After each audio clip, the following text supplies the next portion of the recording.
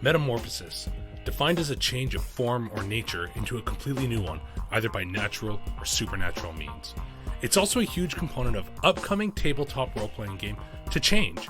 This week on Schedule for Launch, join me, Zach Walsh, as I speak with Duck and Ewen about their upcoming tabletop role-playing game To Change. In this game, you are constantly shifting and evolving as you play using the powers of the future deck.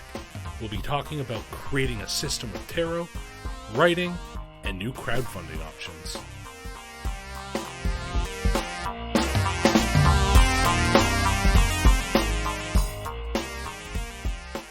Welcome to Schedule for Launch, a podcast to discover the projects that you may have missed. This week, I am incredibly excited to be joined by two incredible creators making a really interesting game that I only recently discovered, but I am very pumped to learn more about.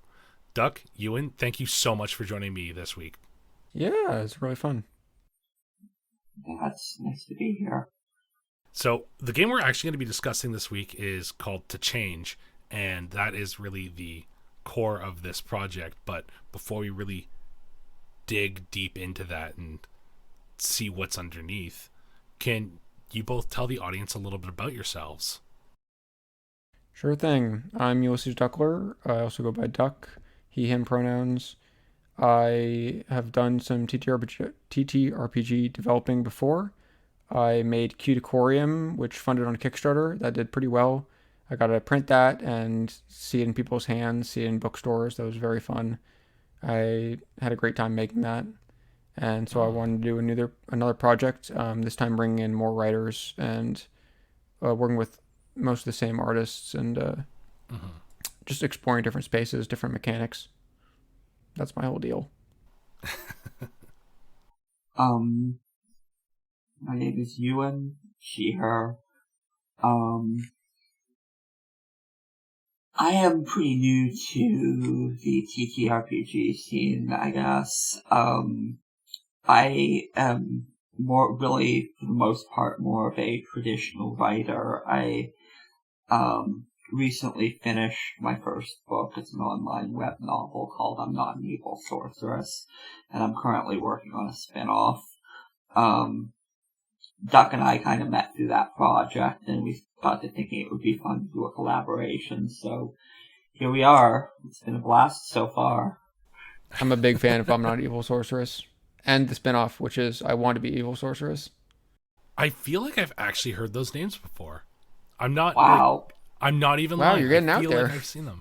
Yeah. Wow, I'm famous. But you and I have a quick question for you, because like traditional author to TTRPG author, what kind of drew you in other than Duck, or was it Duck?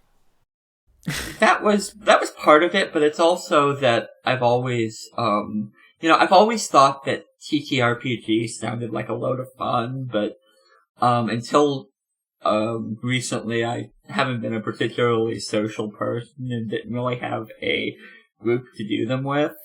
Mm-hmm. Whereas, now that I know Doc, I have access to plenty of people who are interested in TTRPGing, and I can whenever I want, and it's a lot of fun. And Doc is a good GM, so Glad to have you aboard then. All right, so let's start digging into the nitty-gritty then. What is To Change?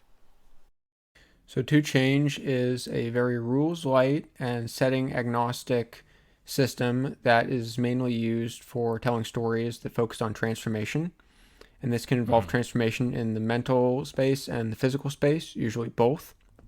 To Change also uses tarot cards for its action resolution mechanics. So when you need to do something that has success or failure to it, you'll draw cards from a deck and then choose one of the cards, and that will give you one of the results. That's the very basic concept of it. And it's that metamorphosis that's really the emphasis in this game, isn't it? exactly. Yes. So your characters have a little change cross, as we call it, for their character sheets. A character sheet's really small. It fits on the size of a tarot card. And the change cross details little points. Each point is like part of their stats and attributes. These can be damaged, in a normal TTRPG game. If you like take harm, that means you draw less cards in that attribute. But they can also be changed, which means there's usually some sort of associated transformation occurring with it. The transformation might just be in the narrative of like something happening to your character. It can also be that and include aspects that will affect the gameplay. So maybe the more you change in a mental aspect, the weaker you become in a physical aspect. Some sort of give and take like that. A lot of our mechanics in 2Change focus on sort of give and take things.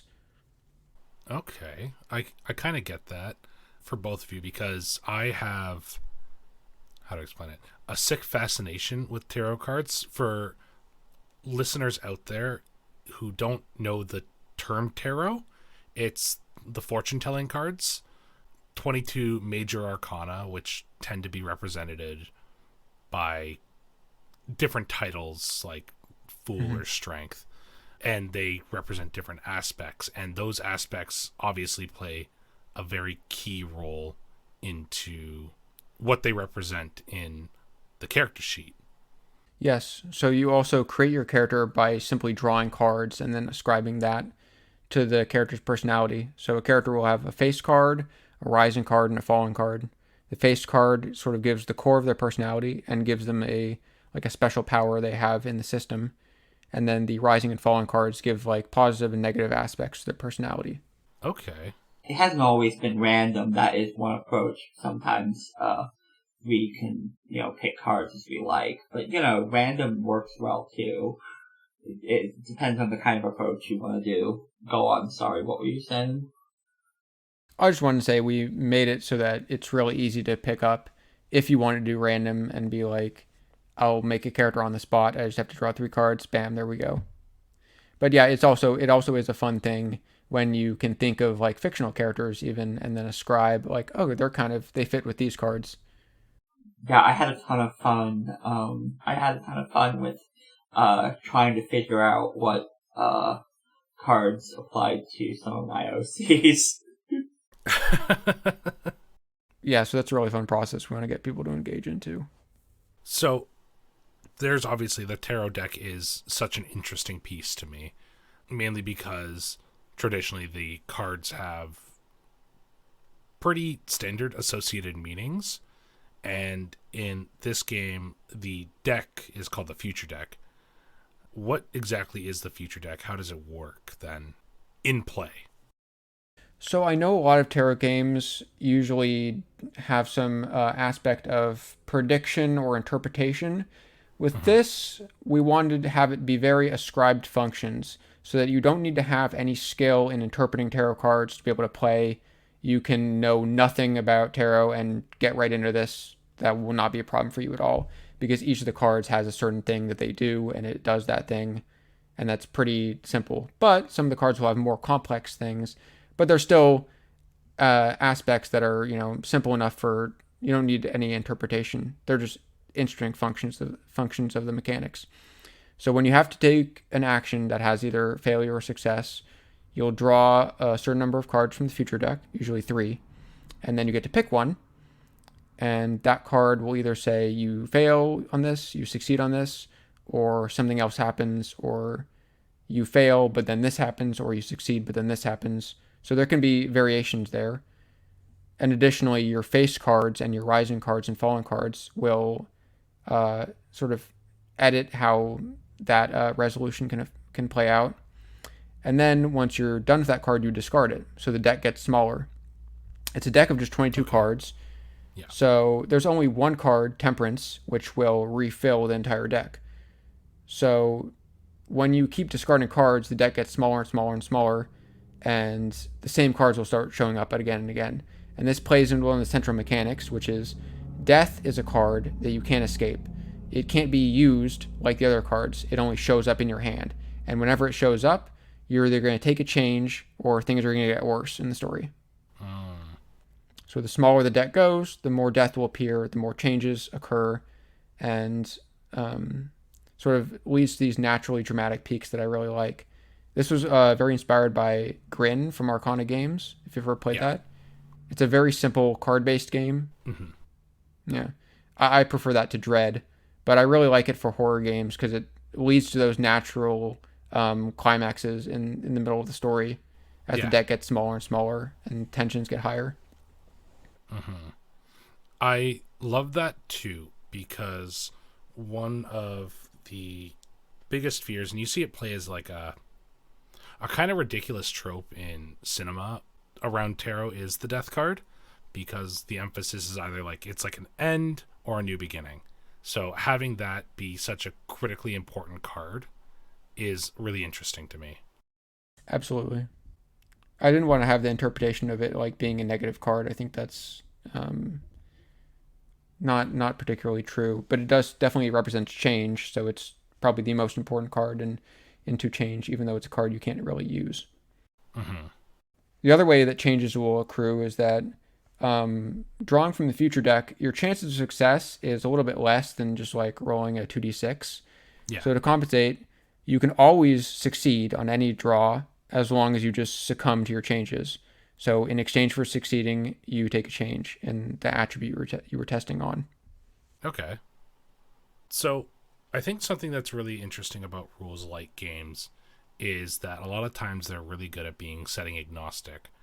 Maybe Ewan, you could tell us a little bit about if there's any. Is there a base setting for to change, or is it purely setting agnostic? Not really. It is very much setting agnostic. I mean, the core theme is transformation or metamorphosis, and that is something that really permeates human culture and shows up in all kinds of media and all kinds of genres. So you can tell pretty much any kind of story you want here. I Mm-hmm. mean, already we've got space opera, we've got high fantasy, we've got urban fantasy, we've got I'm doing a back to back writing scenarios. One of them is like college comedy humor, Okay. and then another one is like mythology deep horror. Oh, So it can really work for a variety of settings as long as, that gradual transformation is the core aspect. yeah, I've got gothic horror, I've got sort of the space opera I mentioned is sort of mystery. I want to do some mhm. stuff with pulp. We need to have you do a really goofy one. Yeah, that would be fantastic. I know you're up for it. So you two have then really leaned into the fact that this game can be manipulated for the use of any genre, any setting. Then. Yes. And we also want to include a lot of those one shots that come with the book. So when you're getting the system, you're also getting like at least 8 easy to pick up and play stories that you can Wow. explain in just a few minutes and then get people playing with them. As well as a lot of rules for you to be able to make your own too. That's super cool. And if it's successful, I really hope to do like more expansions in the future, but we'll have to see. Mm-hmm. Yeah, transformation is also pretty big in the kink space. So we do have some people who are very interested in doing like erotic fiction supplements for the game. Those would be digitally only, but that'd be pretty fun. And hey, I might even Huh. want to contribute some of those too. That is not something I actually knew about. Okay, cool. Metamorphosis and transformation is, like we've said a couple times now, the largest theme into change. Obviously, this is done physically through the cards and changing what your character looks like or how they feel, how they think. But why was this such a core theme? What drew you to making this the central theme of the game? Change is a central theme in Ewan's novel, and I had been something I was writing about a lot too at the same time. So Mm-hmm. that sort of was in my mind, and when we were bonding over her wonderful writing. And I was also thinking about I really wanted to do some sort of game that uses tarot and the mechanics. Yeah. And as I was learning more about it, I learned how much that change and personality and growth was important to tarot. something that really meshed together. I'm like, oh, let's do a transformation theme game, because I really thought about it hard, and I couldn't think of a lot of games that really capture some of the stories I wanted to tell in TTRPGs that I could tell in fiction. So like I couldn't find a system for if I wanted to slowly turn into a werewolf, and how would that work? Huh. Usually that's just like a footnote in a D&D Yeah. book, but here it's the entire thing. It's the whole focus. Yeah, this is, I would say that in general it's a theme, that I've always found really interesting to explore in fiction, and, it's always interesting when I come across it, and yes, it was, it is something that comes up in my writing. It's very dynamic. There's lots of things you can do with it. Like, obviously it works great for body horror or anything like that, but, it can also be more of an empowering thing. I particularly like to explore it in the context of trans themes. That's pretty fun. Yeah. I mean, that makes perfect sense to me. And I agree with you both that there's not a whole lot of games out there that maybe they touch on themes that are similar, but they don't commit to it the same way that To Change does. And I think that this game really betters for it. It feels like there's a lot of life to give in this game, and there is a lot of stories that To Change can tell that other games that I know of don't have the same ability to. That's our hope. That's the idea. So you had mentioned that there are different physical and mental stats for this game. How do challenges and courses of action work in To Change? Because I know that you mentioned that there is the future deck and there are stats, but I'm not totally sure how they run. Sure, I can get into that. So there's mental attributes and physical attributes. So there's also aptitude and fortitude. So there will be physical fortitude, physical aptitude, mental fortitude. The aptitudes are more outward expressions. So those are more things that players would say actively, like, I want to do this. And the GM says, okay, draw for it. Then there's fortitude, which are more reactive tests. So then the GM says, this is happening to you, draw against it, be in opposition to it. And each of those, when they take damage, you become weaker physically, or you become, more confused mentally. But also they affect the changes. So certain branches of the cross on the character sheet, like physical aptitude is changes to the outside, to your external body, like how you look to people, which is, one of the most impactful things when people think about a transformation is, how's this physically making me appear? And then physical fortitude would be like internal physical changes, which is something people don't often think about, like if you're changing into a massive furry werewolf, how's that affecting your metabolism? How's that affecting, like, oh, you're salivating more, or changing your stance, changing how you have to eat, or your diet, things like that. They can be small, but they can play a big impact on the character. And in certain stories, they're often even bigger than, like, what the physical change is. Mental changes can be both your senses, how you perceive the world, and how you perceive your internal thoughts as well. So it's not just like your physical body, it's also your headspace and how things are going for you. Absolutely. And certain games will have different focuses on certain attributes. Like, I know when we've been writing scenarios, usually one attribute, which is like the most important one, sometimes changes happen easier in that, or players are more encouraged to draw on that attribute. If there's going to be a lot of thinking in this one, a lot of like problem solving, it'll probably lend itself more to having more mental changes occurring. if this is going to be more of an action-oriented game, it'll probably lend itself more to having physical changes occurring. And those reinforce themselves because, if there's more physicality happening to your character, then you want to explore that even further. Vice versa with mental aspects too. Yeah, I remember in my first playtest of this I did, I really went out of my way to avoid the mental changes, and I think that heavily influenced the way the course of the game went. Could have been a lot different. So you just mentioned playtests, and one of my favorite things to talk about is playtesting. Where did this game start versus what it is now? I think it's relatively stayed very similar in playtesting. At least in the scenarios, the ones that we playtested so far have mostly been ones we want to keep building up and making better because they've been pretty well received.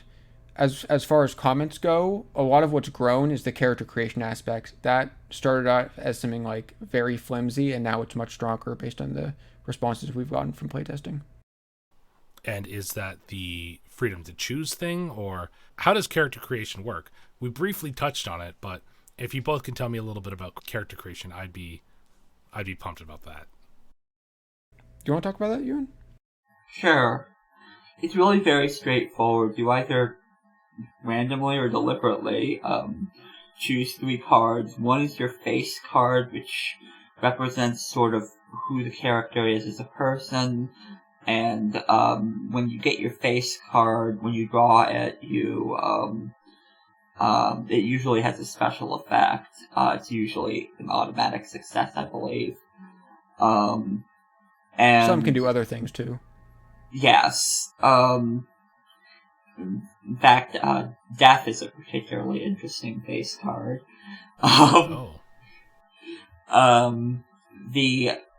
You also have a rising and a falling card. I actually had a thought about how we could tweak that earlier. I wish I could remember what it was now.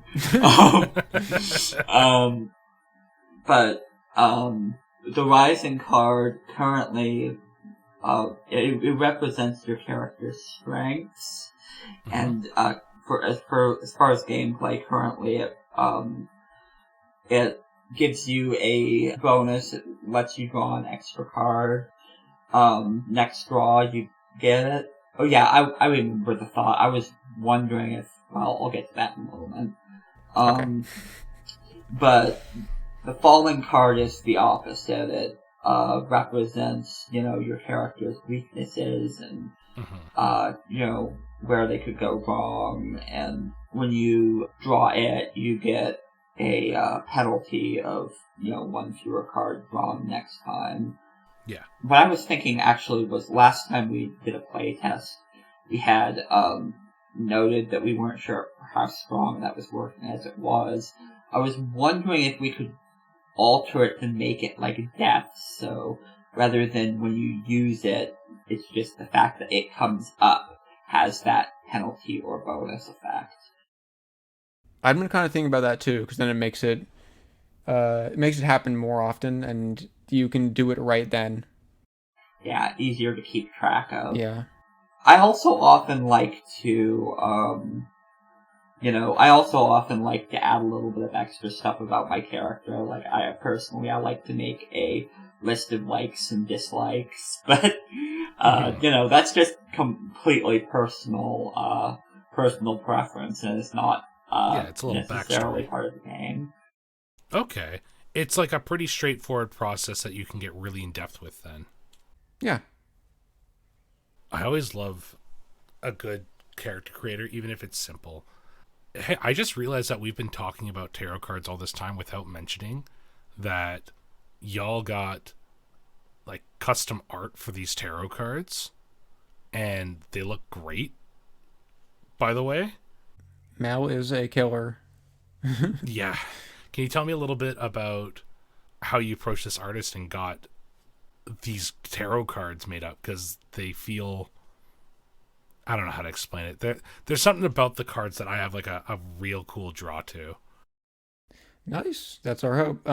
So I worked with Mel on the cards, and I worked with Mel on Cuticorium. Mel was like the lead artist there, and is now also the lead artist on this. All I can say is we really just share the same brain worms, and Oh, okay. we look at the same reference sheet, and we're like, oh yeah, make it gayer. Like, I need I need I need 3 times as many trans flags on this card now. Mel was like, say no more. I got you. Yeah, I saw the devil card and I was like, somebody is really into this card. That one had to have a little bit more of the fire effect to sort of lightly censor parts of it, but that was a really fun card to do with Mel. Yeah, Mel had a lot of fun doing that one. I'm going to be honest, my personal favorite, maybe a little bit boring compared to the other cards, but I love the world. Even just as like a tarot card, I love the way that card is captured. It's a beautiful piece, just like as an art piece, but in context with the game, what it does, I think it's stunning.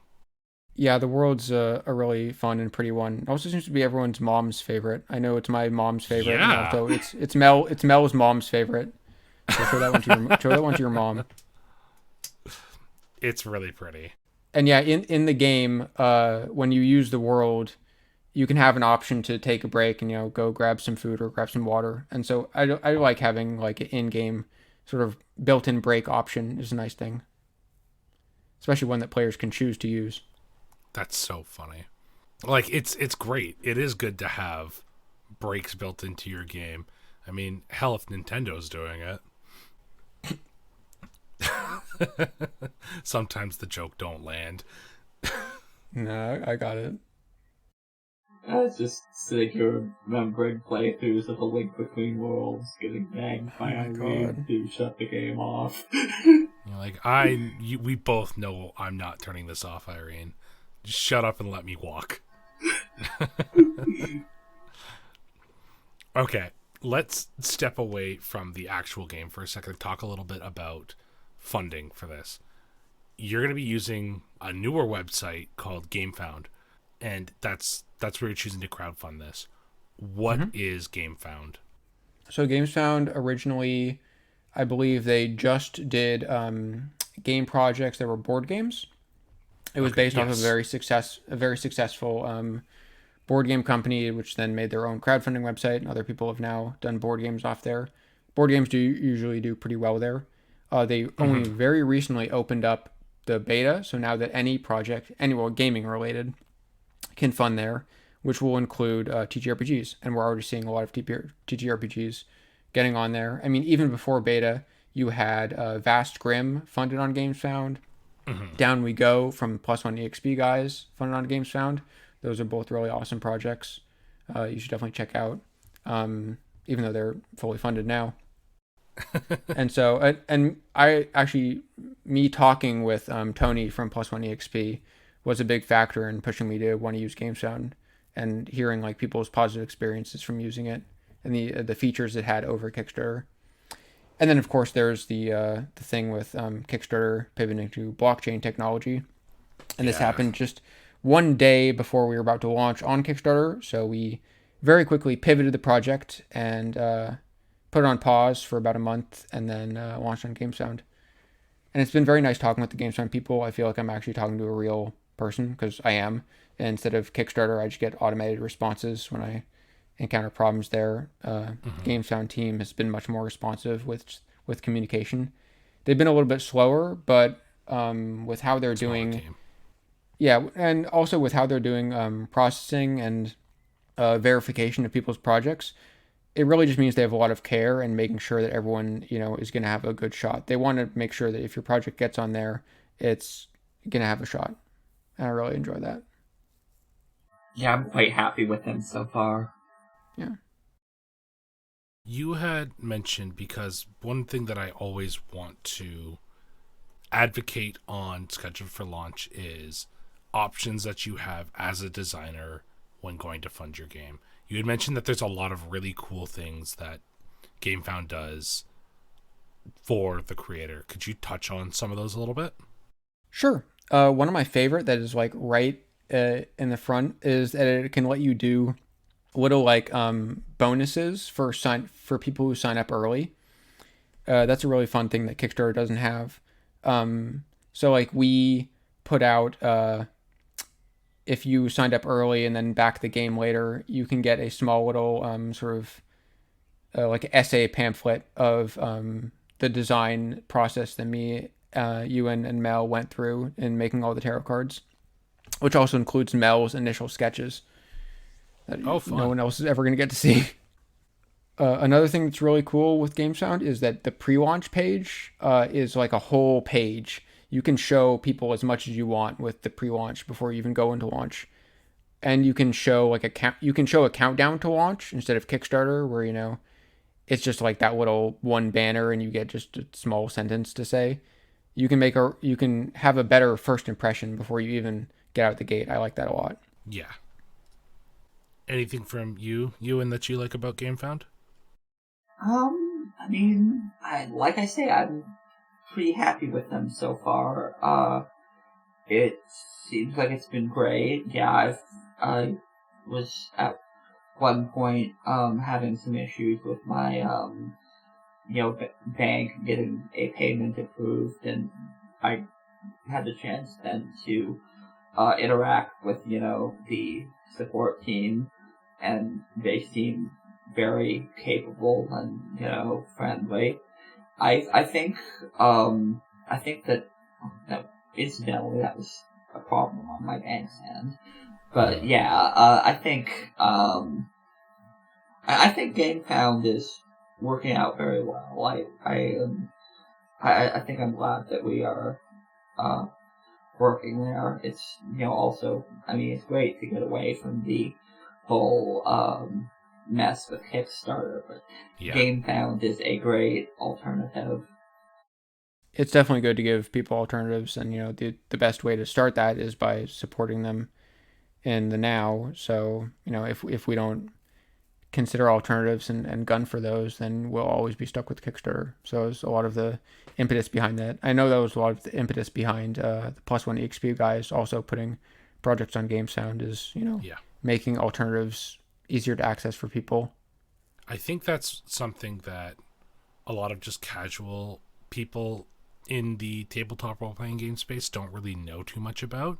So for those of you who have somehow missed it, as Duck recently said there, the Kickstarter folks decided that their best course of action is to support blockchain. Why?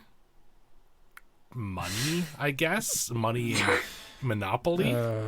But there's other spaces that are starting to prop up, and we've seen a lot of support go to other areas as that's kind of walked away. And GameFound is, as of recording this, very new. And I was looking through it when this was brought up to me, 40 minutes ago. Their site is rad. It's so good to navigate through. I really like how it displays things. Yeah, everything's just it's oh, here's this game. Boom. Big colors and banners, and just it looks great. And it's really easy to get through. And the tag system is also very nice. Sorry. Because on Kickstarter, you're sort of searching by vibes, but GameSound, you can actually search by horror themes or tags, and you can search for games that have those tags. And you can directly search for TTRPGs too. Yeah, that's what I was excited about. Yeah, never underestimate a good tag system. I mean, it can be really helpful. Giving the DeviantArt the slight thump there with your elbow, huh? Oh my gosh, I forgot about that. I know that Ewan has a particular issue there.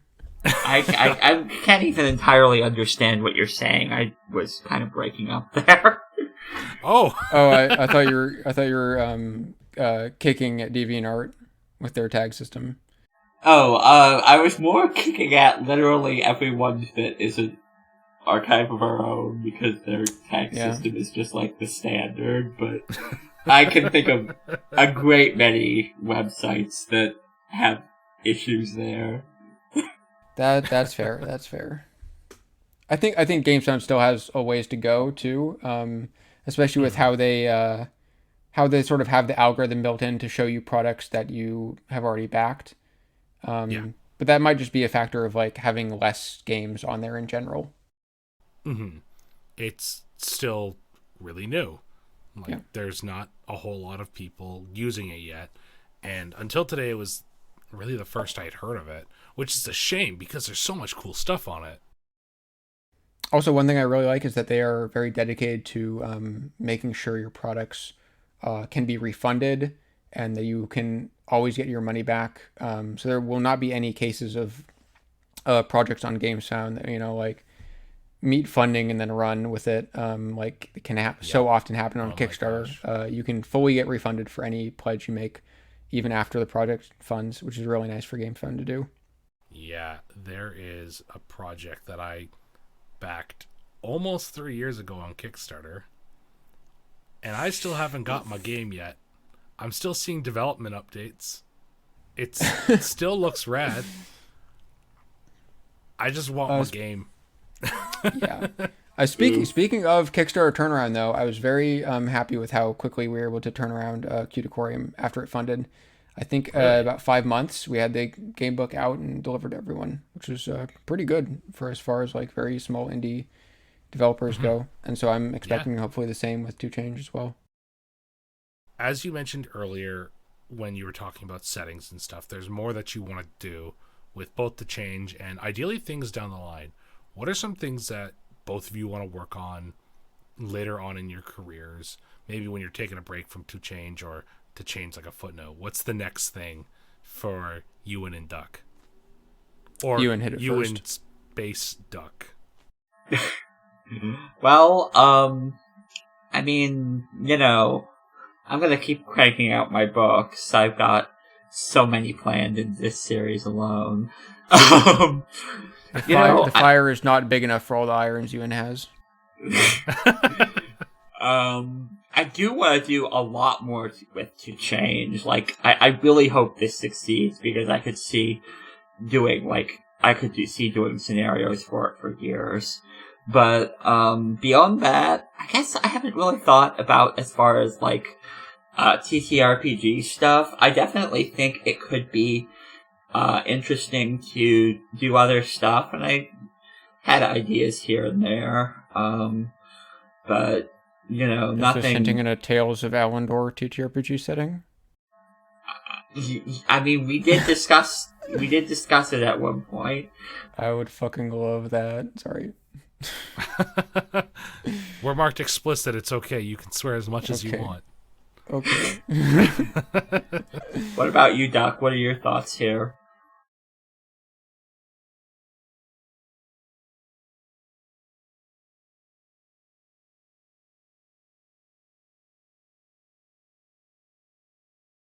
Uh-huh.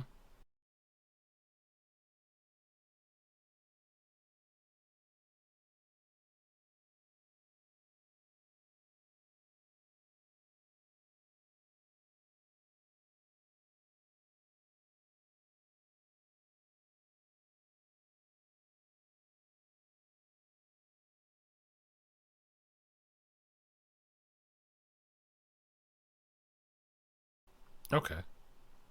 Yeah.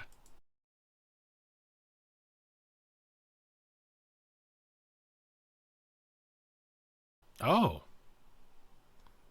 that could be really fun, actually. Oh man, you should join the TTRPG game jam that we're running right now. Is that themed on that? Oh, it's Goblin themed. The goblin part isn't the major part. It's more the medical No, part that's is fair. the major part. Goblins I could take or leave them. They're fun though. Goblins are great.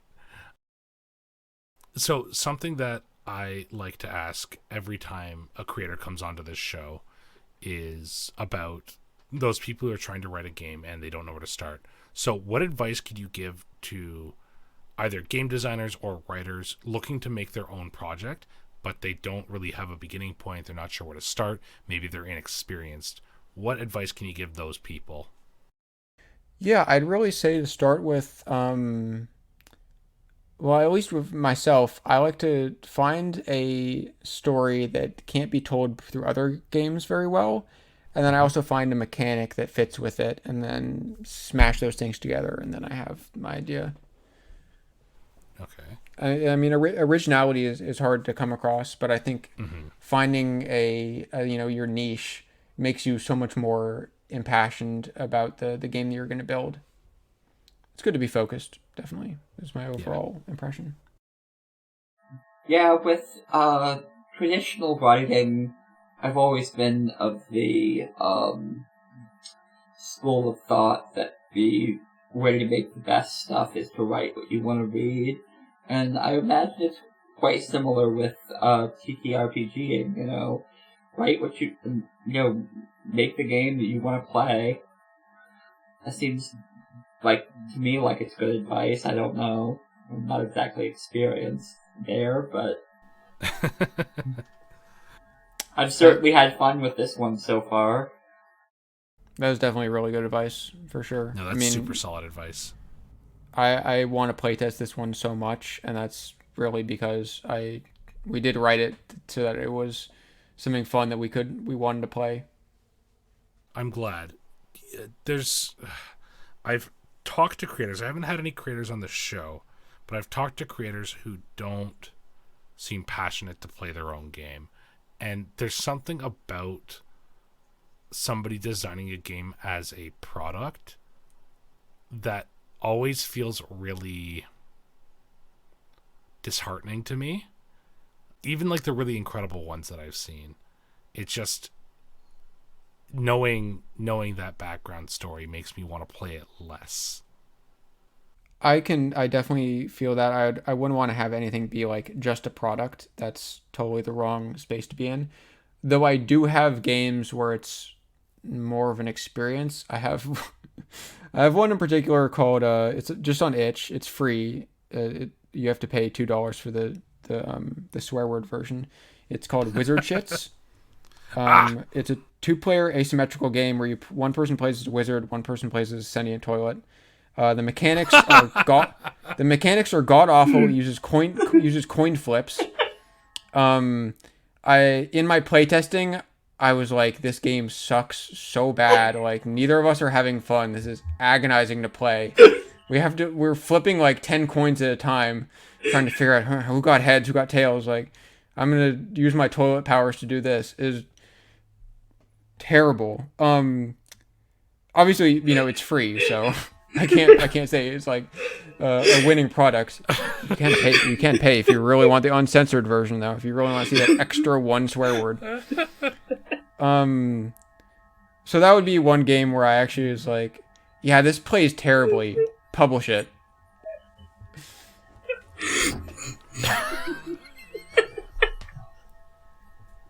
You can do each developer can do one of those. You get one. That was mine. Oh my gosh. Oh. Usually I talk about fantasy heartbreaks. Please don't play at it. This point. Usually I talk about fantasy heartbreaks at some time or another. If that's your fantasy heartbreak, Duck, we're in for a fucking gorgeous time with the change. Can you explain fantasy heartbreak? It's that fantasy game that you really want to make, and you know it's going to be bad. That is not my fantasy heartbreak, actually. Oh. Well, it's complicated. My fantasy heartbreak is okay, it's a game I want to make really bad, but it's a game I don't think will be bad, but it's a game I don't think anyone's going to get. Oh, fantasy heartbreak's a game that just is bad. That's okay, like the defining feature of it. It's your then, bad then yeah, game. Wizard Shits what's my fantasy heartbreak. And I already did it. You can only go up.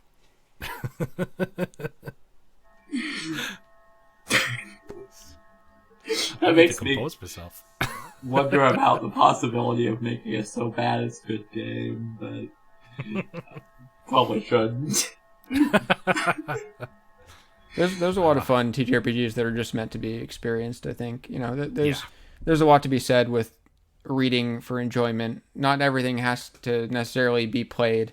Though I hope that, games where that's the case, are open about that. Like, this is one that you're going to want to read. This is one you're going to want to actually play. Yeah.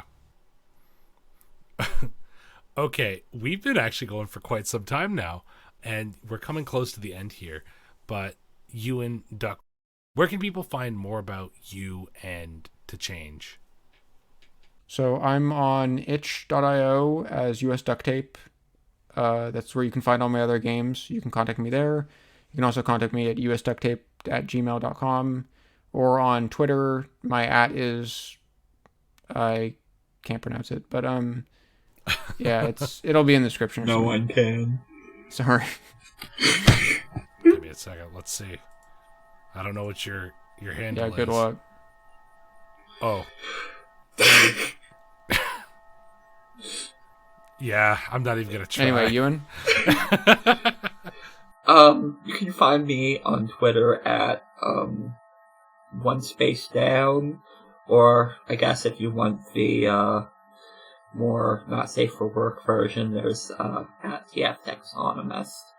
TF Taxonomist is also my username on Archive of Our Own if you want to check out my works. Yeah, and of course, To Change is on GameFound. We also have a lot of live plays. I think at the point of the recording this podcast, they should have already been published. Maybe even more in the interim. We have awesome live play that was done with the Roll Less Taken. One that was done with the +1 EXP Twitch stream. Another one that was done with Darling Demons Eclipse's Twitch stream. So we should provide links to all those, and they were really fun. I'm saying that in the past, but I'm using my future prediction abilities to realize that they are going to be really fun. No, they're going to be great. I'm very excited to watch a couple of them when I can. As always, audience, all those links are going to be down in the description below.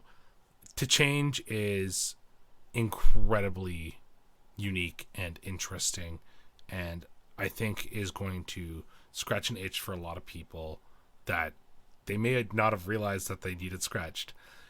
This game's cool. That's what I'm getting at. Like, shitty metaphors aside, this game's fucking rad.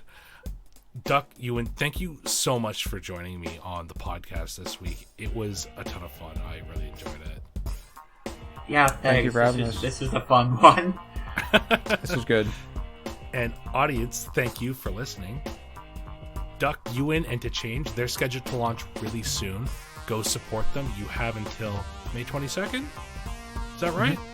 May 22nd to go fund this on GameFound. So go down, top link, click it, support them. You're going to have a great time.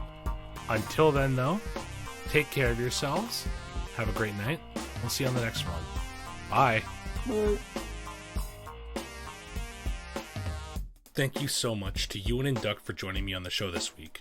I managed to catch a little bit of one of the actual play streams last night, and it was a really good time. This game is offering something really new and unique, and a little bit spicy if that's your thing.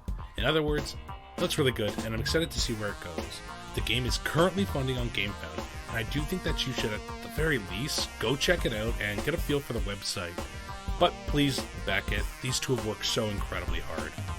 And thank you for listening, audience. We are back to hitting regularly scheduled episodes and continuing to grow in a nice way, which is really fun.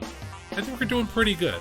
I noticed a shift in where people are listening to the podcast, so if you'd all do me a huge favor and let me know somewhere on the internet where you're listening, that way I can kind of promote, manage, I don't know, get a feel for where you're going and try and help make that a better listening experience. I want to try and provide the best experience I can here on the podcast. And hey, if you like the show, why not help promote it by leaving a review on Spotify or Apple Podcasts? They make a huge difference when it comes to finding people. So please do that if you're able to. Next week, I am very excited to be bringing on a game with a bit of history. So get excited to explore Battle Lords of the 23rd Century.